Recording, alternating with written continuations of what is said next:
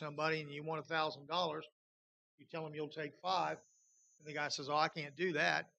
And then he comes down and you get your $1,000 that you wanted.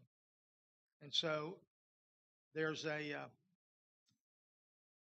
draft that came out from the Water Quality Association that I think that we should put this out to the public because the things that are in it are very informative, and this is not going to go away.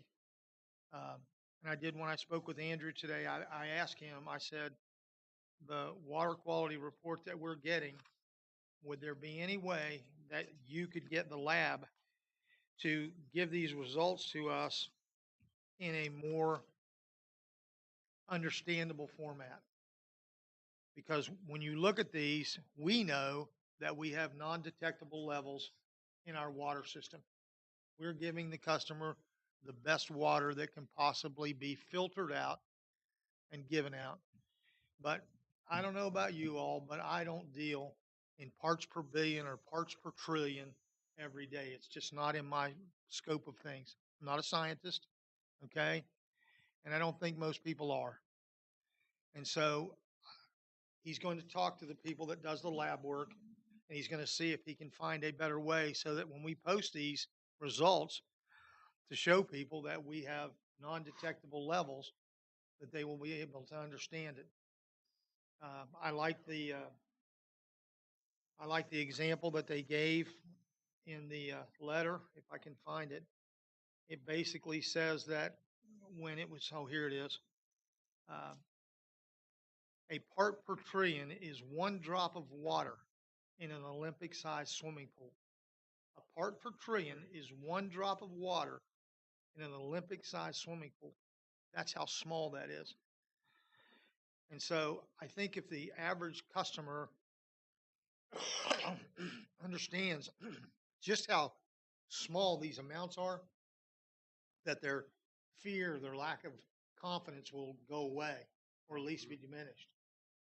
All right. But as the utility board who's in charge of the water system, I think that we have an obligation to put out some information or to try to calm people's fears about this. And so once I get the new lab results, then we will see if it's easier for you, the average person, to understand. Is that coming down from the federal or Yes, federal? CPA, yes. CPA, okay. Yeah. Okay. But this letter that's right here, I think is something that we probably should post to our website, Facebook page. And I'll just read it to you quickly. It's not very long. On June 15th, the U.S. EPA reduced its health advisory levels, HAL, for two chemicals, PFOA and PFOS, from 70 parts per trillion to interim levels of 0.004 and 0.02 parts per trillion. A part per trillion is one drop of water in an Olympic-sized swimming pool. This is an incredible reduction from the 2016 HAL of 70 drops of PFOA and PFOS in the Olympic-sized pool. Now, just a tiny fraction of one drop. That leaves many water systems and well water users around the country above the interim HALs. These levels are so low that they cannot even be measured. Significantly, EPA's interim HALs are just guidance and not regulatory requirements. Regulatory levels for PFOA and PFOS are determined through a different process, which could result in much higher levels. EPA's interim HALs are meant to identify the amount of a chemical a person can be exposed to for their entire life. 70 years is the estimated life expectancy, without it causing any adverse health impacts. Accordingly, exceedances of these interim levels for some period going forward, while EPA adopts regulatory requirements and water systems figure out how to meet those requirements, does not mean that the public health is at risk or that public drinking water is unsafe. The EPA jumped the gun on issuing its interim HALs because it did not provide any advance notice to states and local water suppliers about how to communicate these interim HALs to the public and what steps water systems are expected to take in response to the EPA's interim guidance. PFAS chemicals have been used in all sorts of products that we interact with on a daily basis, ranging from takeout food containers, nonstick cookware, cosmetics, waterproof clothing, fabric softener, and a whole host of other consumer and household products. PFOA and PFOS are two of the several thousand PFAS chemicals. For the past several decades, there have been concerted governmental efforts to reduce the manufacture and use of these chemicals, even though there remains uncertainty about the health effects of most of these chemicals. Based on CDC data, the amount of two classes of PFAS chemicals, PFOS and PFOA, in everyone's body has dropped dramatically over the past several decades. If we put that out as information only, I mean, it's just basic information, okay? I don't know. Sometimes I think that, we need to get ahead of these problems and, the health advisory levels, they're just advisory things. There's no legislation that says anybody has to conform to them because there is no way to test for that minute of a substance. It doesn't exist, you know?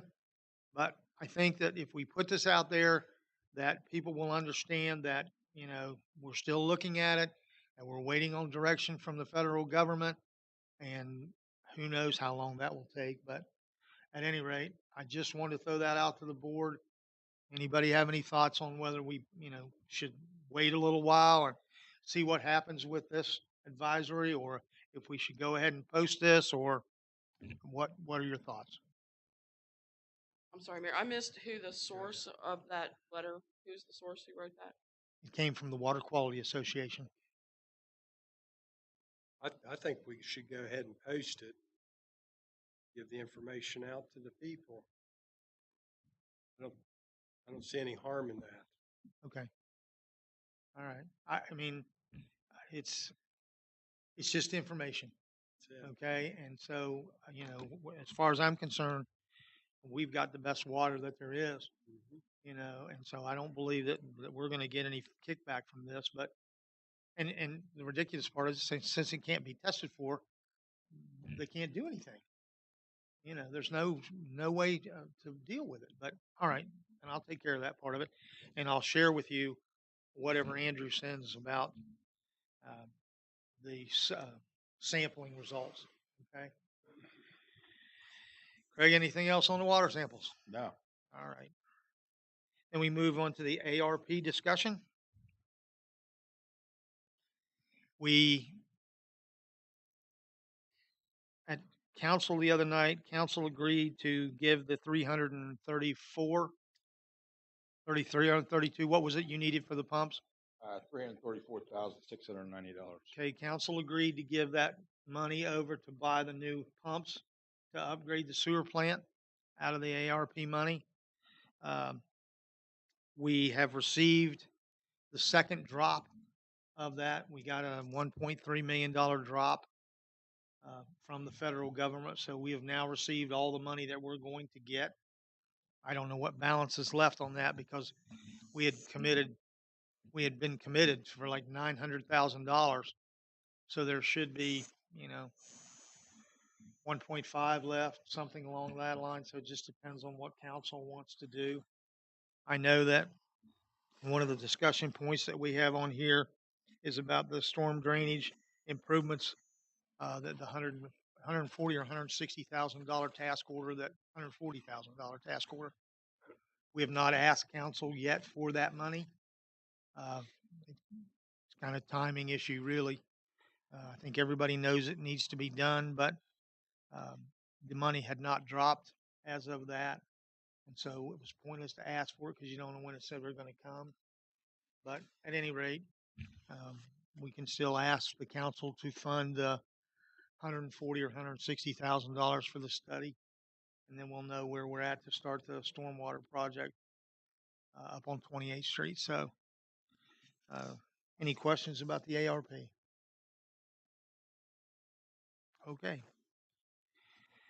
You all still have the 5-year plan in your packet. Is there anything that we need to do for the 5-year plan? All right, so there's one thing that's come up since our last meeting. Uh, there has been a additional funding stream for bridges. Mike, are you aware of that? Okay, would you be willing to share with us what you know about this additional funding stream? Yeah, the funding stream is actually, it comes through the Federal Highways Administration, but it's administrated at the state level. What you do is you apply for it. It's 100% grant right now. It can be 100% grant. But it's for municipalities to go out and fund these bridges that normally couldn't be funded before. So it's looking at the small bridges, but it is competitive. It's not you're going to put an application in, you're going to get it. It's competitive. So they're recommending if you had any matching funds you could put into it, just that will make you look better as far as the application goes. It's a minimum of $2.5 million up to $10 million is the grant. So if you're looking at that, so if you're looking at a project at least $2.5 million. If you want to put extra money in there, depending on what you want to put in, you could do more than that. So we've had discussions in the past about the 17th Street Bridge and the 27th Street Bridge. So that's the direction that I would like to go with this. Okay. It's not really a water or sewer issue, so it doesn't really come under the utility board. But because Craig's, Public Works, we're going to certainly explore that avenue to see if we can get the funding to do that. All right. But that would be part of the 5-year plan that we have for the city. And so if there's a way to get in that funding stream, then we certainly ought to at least apply for it and try to take advantage of it. So, Sure. All right. Anything else that you'd like to see added to the 5-year plan? All right. And we'll leave it on there till next month. All right. Next item is the Burgess and Niple River Road Water Main Project update. Yeah, actually, that's no longer under Burgess Life West, that's under utility board, so. It's going well, somewhat, they're up between 28th and 27th Street. We did run into a lot of issues, first off, River Road at one time was a brick cut stone foundation road, so they had a difficult time getting through that. You got samples of the brick that actually cut stone, mortared in place. So pretty unique. Run down to 28th Street to where the boring is going to be, hit a whole gaggle full of gas lines, which is really disappointing to the gas company because we found 6, 7 gas lines, anything between 2 and 8 inches that are no longer in use. And I wish the gas company would remove these lines if they're want to abandon them, make new lines because it just slows the project up. But we did have them come out. They did drill the pipe, found that they was no longer in use. We cut them and removed them. Cleared path for the 12-inch line, water line. Right, so right now between 27 and 28, it's going pretty well. That section fit behind. Here's one unique thing is down 28th Street, there's a 30-inch culvert that runs the river. And when we was running the water line, we did expose that culvert, and I've never seen a culvert like this. It's actually a hand laid quarter pipe piece at a time. So it's laid like brick, staggered, but it's only like from 12 o'clock to 3 o'clock, from 3 o'clock to 6 o'clock, 6 o'clock to 9 o'clock, and 9 o'clock. It's 4 different pieces of that, 2 foot long, and they staggered them and moored them in place. The whole pipe is still there. Okay. Now, what's unique about it is it was done in 1980. Yeah, it's still there. And it doesn't leak. We can't get that out of the plastic pipe nowadays. Yeah, so it's built well, done right back in the day, and it's still there. So we didn't tear it apart. We rerouted the pipe, our water line pipe went over the top of it. Everything else is going well. They're still working with road tracks, reference the boring, setting a date. You have to get them 30 days out. They're in that 30-day area. So once the CSX will come up and say, yeah, we're going to be there at a certain date, and they'll start making the boring on Lonsdale Drive, across back over 28th Street by that end. Steve, I've seen the pictures down in your office on the walls down there of some of those extremely deep hand stone laid passageways. Do you still use those, don't you? One on George Street that was, it's like always 4 feet. Wow. That was one picture. You see the guy sitting in like a tunnel. Yeah. That's amazing. Yeah. I've seen the brick laid tunnels. This is actually round pipe, but it's cut in quarter pieces and laid and staggered in place like you do block on a house. It's mortared in place. I mean, to have the skill to do that back in them days would have been amazing. Yeah. Do we know where the outfall is? Okay. Do we have any projected date yet on the completion? I do not.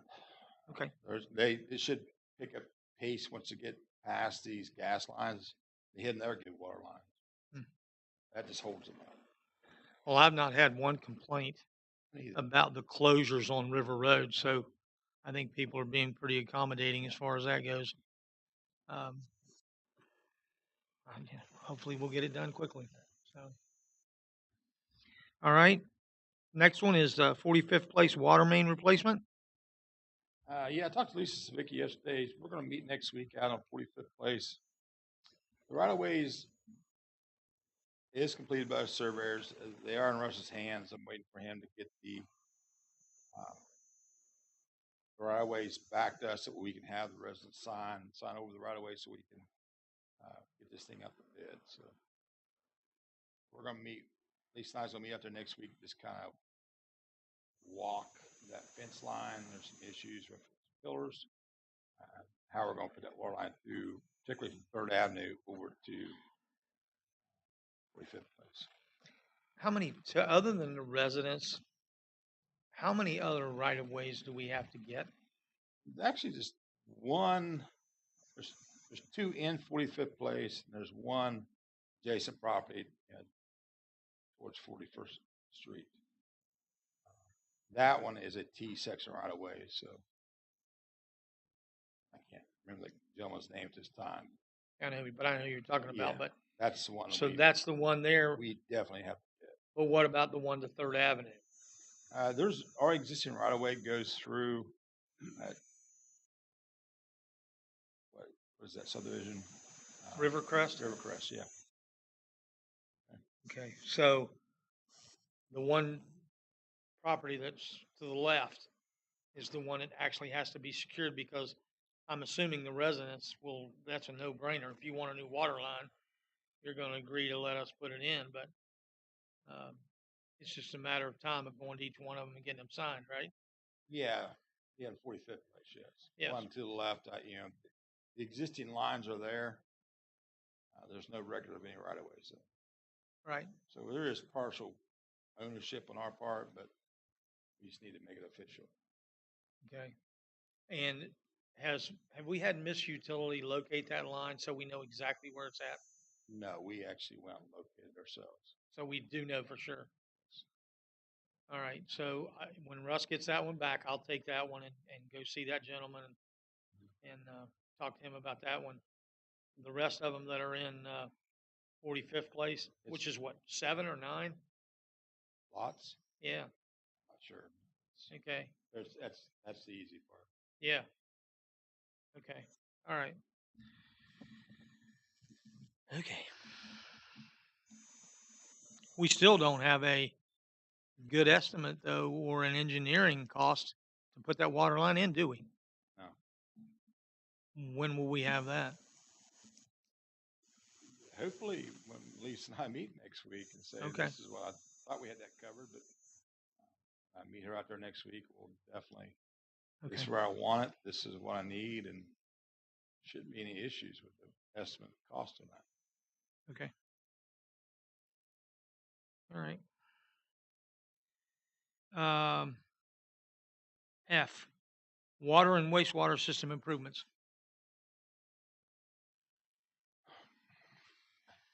This project working on now, I'm not sure um,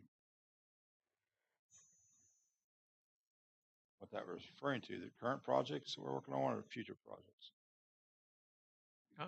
I did not put that one on the agenda. I don't know. Yeah, that was future. Yeah, that was, is the work that Michael Griffith's working on. Oh, no, okay, fine. We've submitted all the paperwork Yeah. to Michael Griffith. We're done. Amy's got it all into them.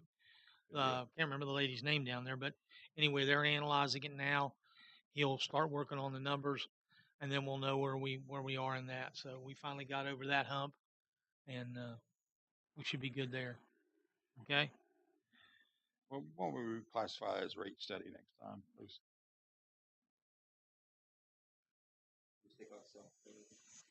We just I'm do sorry, rate Craig, stu- I didn't hear you. Next time, when next meeting, we just classify as a rate study. Laura, you get that? Okay.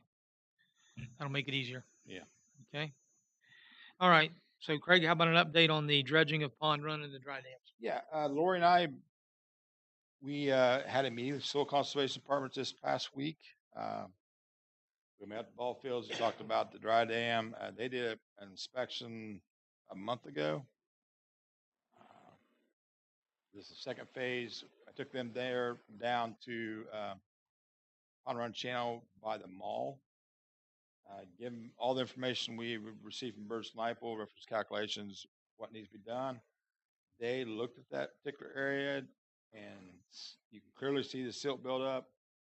There was like 12 of them there, 2 contractors, and the rest of them Soil Conservation Department.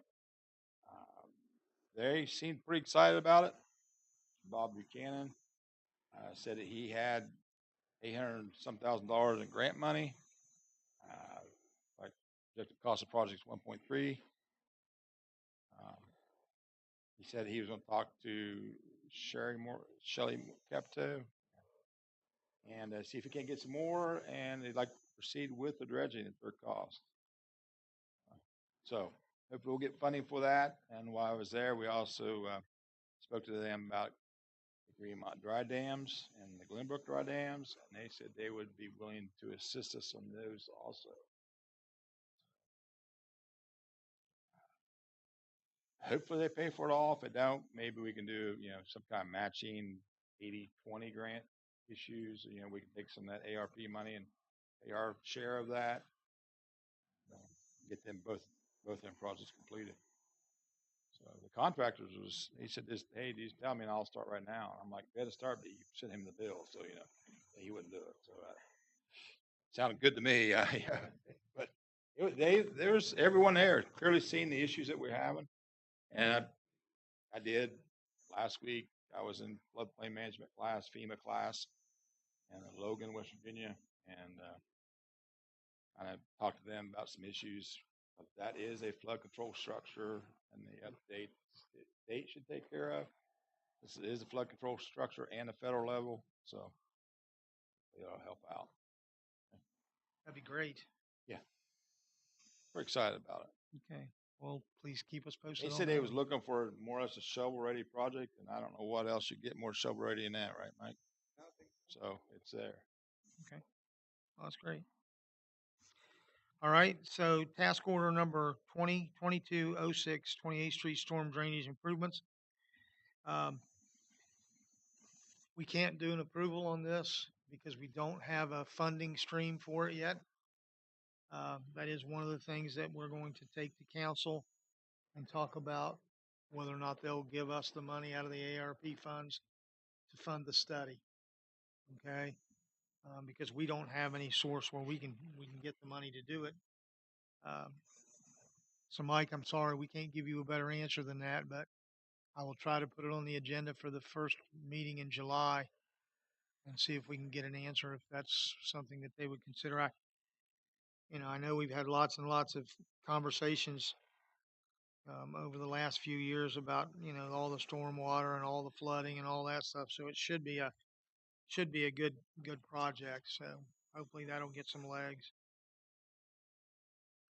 The Last item is the 12th Street Lift Station bid results. We looked at the bids and the bid came in at $334,000. $690. Okay. The council did approve that allocation. So what we need to do today is a motion and a second approval from the board to go ahead and buy those 3 new pumps to upgrade the sewer plant. Plus piping. 3 new pumps plus piping. Yes. Yes. So, okay, I move that Please. we go forward with to purchase 3 new pumps plus the piping for the 12th Street sewer plant Great. upgrade. It's been moved and seconded that we approve the 12th Street Lift Station project. Is there any further discussion? I think that When we first talked about it back in May, they said probably maybe give them September, October. It's at the October, November at this time. So, that's not bad at all. So.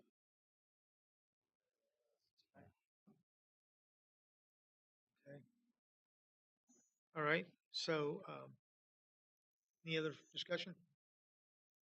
All right. And all in favor of the 12th Street Lift Station project, please signify by raising your right hand.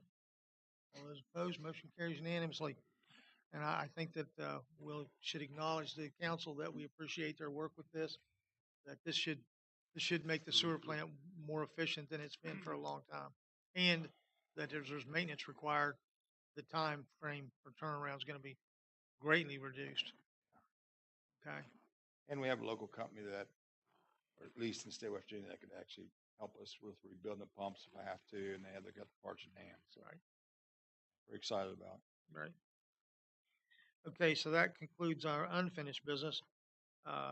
Craig, how about the discussion on lead and copper data collection? Yeah, if y'all noticed, in Vienna, you've gotten your CCR report, and that copy of that CCR report was also a questionnaire in reference to lead and copper, what type of lines you have in your house.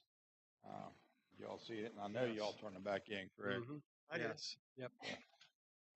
It was, really funny. Tommy and Joe worked on this quite a bit. I got to give them the attaboy for it.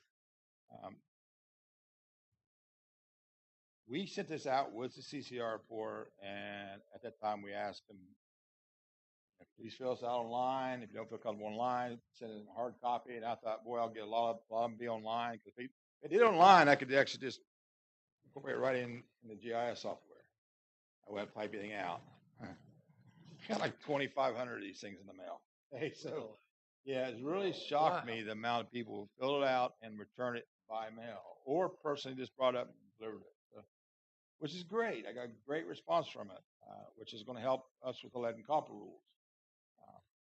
Disappointed a lot of them didn't do it more online because I got like 500 online, 2,500 by paper. So, but you all went through it and read it? You clearly understood it. So, and they all come back pretty well. I did have some that said they had lead service lines, which we're going to go out and expose to make sure, the ones that indicated they had lead service lines. I'm going to go out and kind of dig around the yard. Randy, you and I went and looked at one the other day, about 15 feet from the house to the meter, so it's not that big of a deal. But see what they actually have. Sometimes people think this is what they have, but they actually don't. So, but it's a good questionnaire.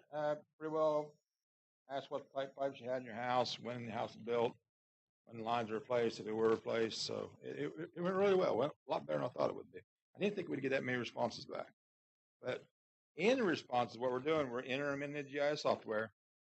We're tagging the parcels, every one that we get, and you click on that parcel to show the report. So we can see on the map who has responded, who hasn't, and we can continue on and stay within the guidelines of EPA's lead and copper rules.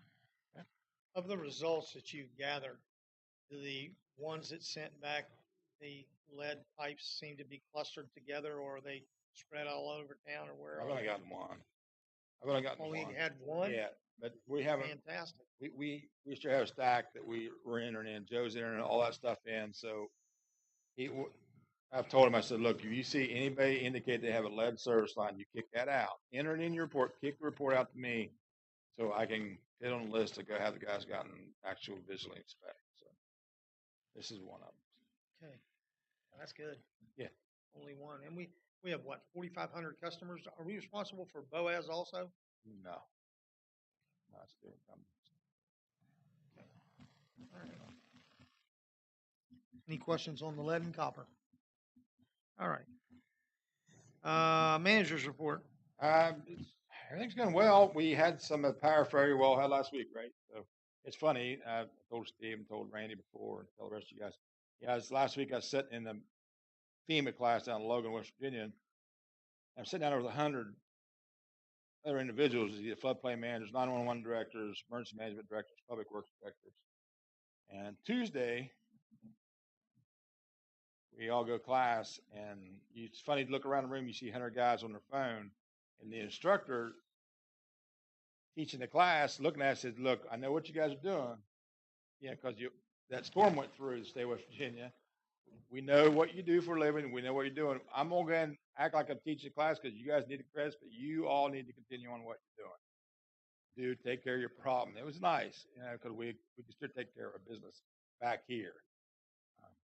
So it was a good class. I did receive my credits to keep the floodplain manager certification up.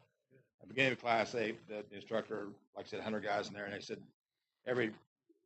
any certified floodplain manager, would you please stand up? And there's like 6 of us, whole state of West Virginia. So pay raise. It must not be on. I don't hear it. I told them guys, I said, it's funny. I didn't get a pay raise when I got it, but if I think I lose, I think they're going to cut my pay. Hey, Craig, can I get an update on the 51st Street bridge that y'all been working on 51st Street. in 8th Avenue? In Oh, my yeah, neighborhood, the yeah. culvert. Yeah, that culvert. Yeah, we did have a collapse. The street collapsed in that particular area on 8th Avenue at 51st Street. What happened was silt had moved the creek over, and it diverted it and then started shooting underneath the road. There's a huge void under it, so we did emergency repair on that. They are completed with that channel. What we did was dug the silt out, installed riprap, and we also put a slurry mix of concrete under it. I think it looks great. The residents are happy up there. He's the guy we've been known with. Replacing the road, which is under street bid. So I thought it went pretty well. I haven't got the bill on it yet. We're thinking it was rough estimate cost on that was $28,000. I think what told us today to do the channel and install. He put like 7 loads of riprap in plus a slurry mix, straighten the channel up, and fix the road. So, but that should take care of that issue through there. Oh, they did a great job. I really appreciate it. Yeah, they're good contractors. So. Yeah, they got right on it, pulled off our other jobs, got up there and got on it, done it pretty quick. And You forgot about that 5th bid this morning that we opened. business. The 5th bid. Yeah, the lowest bid of me. Yeah, well, those 2 yellow barricades that are on each side of that. Yeah. And now that the road's brand new and the creek's so nicely riprap, thank you for being low bidder on getting those repainted yellow. Okay. Yeah. I'll try to open that road as soon as we can. I don't want to really open it until Monday. That would give you plenty of time to paint those 2 bridges. Yeah. Yeah. Freedom Festival coming up. We've talked about things. Public Works is involved in that. With their barricades and stuff. So next weekend, make sure you're all good. It's going to be a great festival, great time. You'll see some of my guys in there. We'll be working that weekend, being trash collectors and taking care of any issues that we have. We are letting them use our standby generator to run the stage and the tents, fans and stuff for people, some campers that's going to be there for the band and hospitality tents. So it's worked out really well. So please attend that and support the Vienna. Make us shine. So a lot of hard work has gone into that. just not only from this department, but I think everybody in the city of Vienna. And from council to the Freedom Festival people, Jack Mathers and all of them done an outstanding job. And them guys are all volunteers, so I just hope everybody in Vienna appreciates it and gives them an attaboy. There are people that are coming from all over the country and Canada to see that home free. I guess they're that popular, so should Yeah, be and should be a good event. yeah, I was talking to Jack today, and he's talking about the demands the band has, and what kind of flavored raspberry drink they want, and what he's got to match is unbelievable. I mean, we got some of the band. That's why I got to stay in 2 different trailers, because 2 of them is vegans, and the other 3 eat meat, and so it's to fill their wants as to what to eat. You have to do that, and it's been difficult. Can't just give them pepperoni roll and a Mountain Dew and No, we say, like welcome we to said, West Welcome to Virginia. West Virginia. You're right, right. I said a vegan in West Virginia is the salad I eat before I do a mistake. Okay, so that's a vegan. That's but no, the guys, I understand. There's certain drinks that they won't drink, like Coke or anything they have to have, and I understand because their voices. That's their $1 million thing, and they have to have specialty foods. And but I think it's going to be a great concert. It's not only them, but the Army band, the bluegrass band, which I love, the gospel music Sunday, the church service, everything like that. It's going to be a good service, good time. Plus For some the kids. carnival, hot air Yeah. balloon rides, fireworks. Yep. When was the last time we did fireworks? I can't remember. Long time.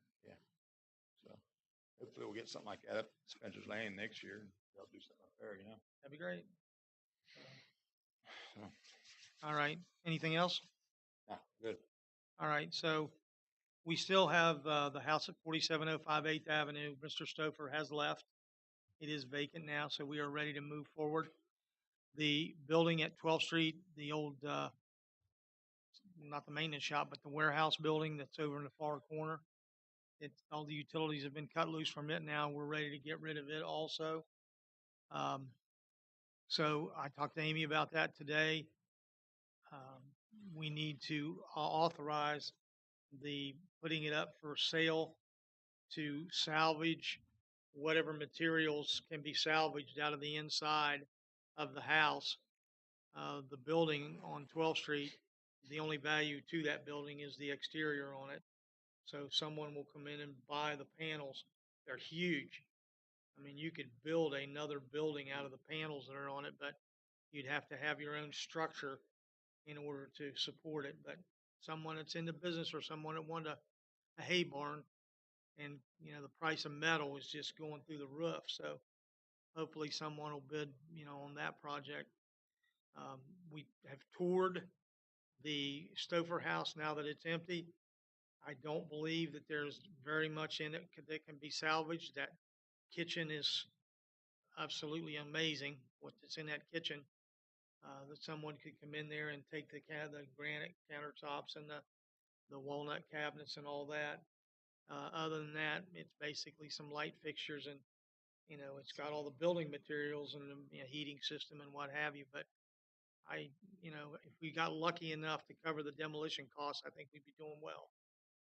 Okay, but once I get the word from Amy she has to touch base with the Gov Deals guy, then we have to come back together as a body and authorize the sale or the auction of that.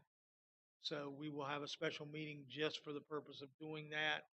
And we want to do that and the building at the same time.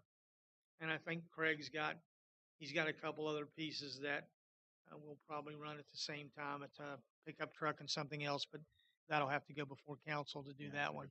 Paper. And and a street paver. So I also got the bid on the job. I'm sorry. Bid for the storm drain job. The approval, the bid for the storm drain job in Greenmont. Yeah. Yeah. So Yeah.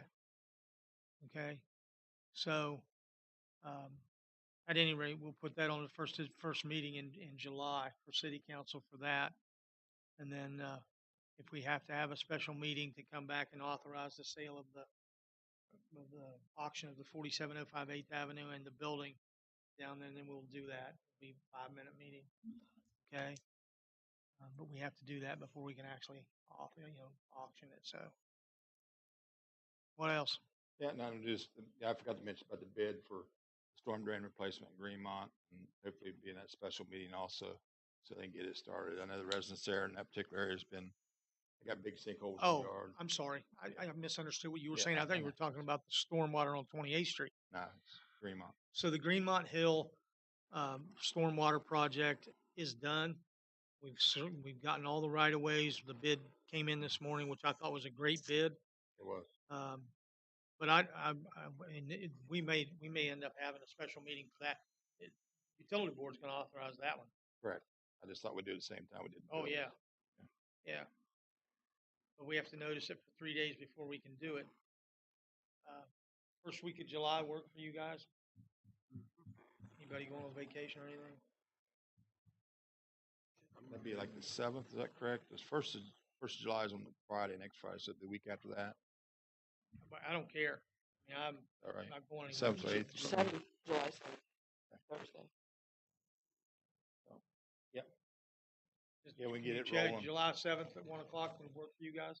Steve, I know you probably have to check, but we can do it later. My If it, schedule changes every day. we can do it later if it works out for you. What time? How late in the afternoon can you do it? You okay? All right. What day's that on? Thursday? Yeah, one's good. Thursday at 1? Well, let's pencil Thursday at 1. So? No. I mean, all we have to do is put on there the bid approval for the Greenmont Hill Stormwater Project, authorization to sell or authorization to do a online auction for 4705 8th Avenue and the, whatever the building number is down at 12th Street. I don't know, whatever that is. Okay, that's it. Yeah, Is you there can anything post else it that we need to today. put on it? No. Okay. 1 o'clock. Okay. Then we'll deal with 28th Street one on the first meeting in July.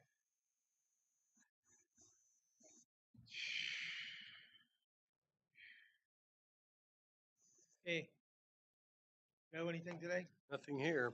Steve? Sir. Kim? Yeah. John? Nothing. Oh my gosh. Could you make any more of a production? Had to turn it on for that. Lori? I'm sorry. Russ? No comment. Okay. Craig, last chance. Last chance. Just minor call. River Water Conference is in August. We're now going up 3 days of classes. That conference will be huge in that conference. Where's that being held, Craig? Snowshoe. Okay, that's nice. Sure. You know, I'm a little disappointed. You can't get Lori to go to Charleston for a meeting. How are you going to drag her all the way to Snowshoe? Okay, fine. That works. That works. A lot of stormwater classes, a lot of water class related Okay. Mike, anything else for you today? Okay. Just as a side note, I know that you all know that Craig Richards has been he's as much as one of us as anybody I've ever worked with. And Craig's having some health issues right now, so I would appreciate if you keep Craig in your prayers. He's been absolutely as true a friend as we could have ever had for the city of Vienna. And he knows our water and sewer systems better than most of us do. So I would ask you to keep him in your prayers because he needs them. All right. With that, meeting adjourned. Thank you.